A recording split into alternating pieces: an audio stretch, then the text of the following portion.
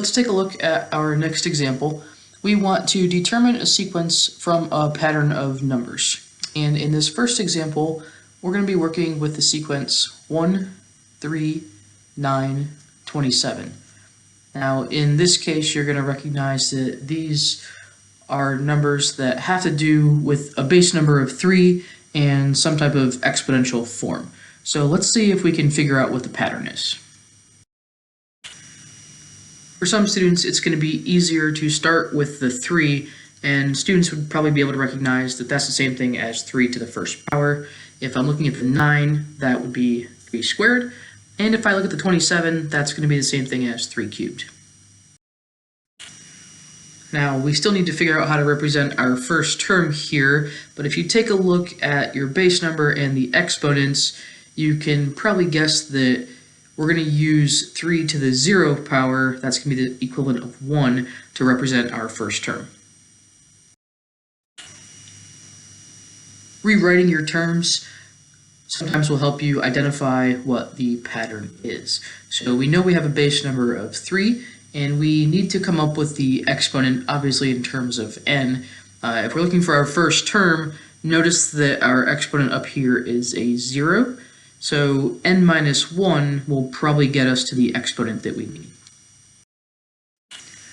So this is going to be the same sequence. I'm going to call it a sub n equals 3 to the power n minus 1. And you can go ahead and plug in some n values to double check. If I was going to find my fourth term, then that would be the same thing as 3 to the 4 minus 1, or 3 cubed, and that was our fourth term, or 27. Let's go ahead and take a look at another example of these. So in part B, we're going to look at the sequence 1/2, 1/4, 1/8, and 1/16. Let's see if we can do the same type of thing we did in part A. Let's try and rewrite some of these fractions to help us identify a pattern. You might recognize that your denominators look like they are involving some exponents of a base number of 2. So let's do a little bit of rewriting. I can rewrite my 1/2 as 1 over 2 to the first power. 1/4 is the same thing as 1 over 2 squared. 1/8 is the same thing as 1 over 2 cubed. And 1/16 is the same thing as 1 over 2 to the power 4. Can you recognize the pattern in this one? We can write this sequence as b sub n equals 1 over 2 to the power n. Notice if I was doing my first term, I would have an n value of 1, and this would be 1 over 2 to the first power, or 1/2, which is what we had as our first term. Let's do one more of these. For part C, we have the sequence 2, -4, 6, -8. One of the first things you'll want to notice is that our sequence seems to be alternating positive, negative, positive, negative. So we know this sequence is going to involve a -1 to some exponent. You might also recognize that you're working with even numbers, so it might also involve the formula 2n. So I did a little bit of rewriting to help you see that. I'm going to rewrite 2 as 2 times 1. My -4, I obviously need a negative sign, so I'm going to use a -1. And to get the 4, I have 2 times 2. To get 6, I have 2 times 3. And for the -8, obviously there's my -1, which will give me the negative sign, and I have 2 times 4.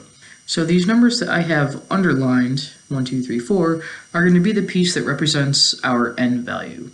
The 2 that's in front is going to allow us to be the piece that uses that 2n, our formula. And then we have to account for the fact that every other term is going to be negative. Here's our formula for this sequence, c sub n. We have -1 to the power n plus 1 times our 2n. Obviously the 2n piece is probably the easier part to see. If I was looking at this first term, I'd be plugging in a 1 for this n value to get 2 times 1, which is what I have here. And I want to account for the fact that this is a positive number, so when I'm looking at this -1 piece, I need this to come out to be something that has an even exponent.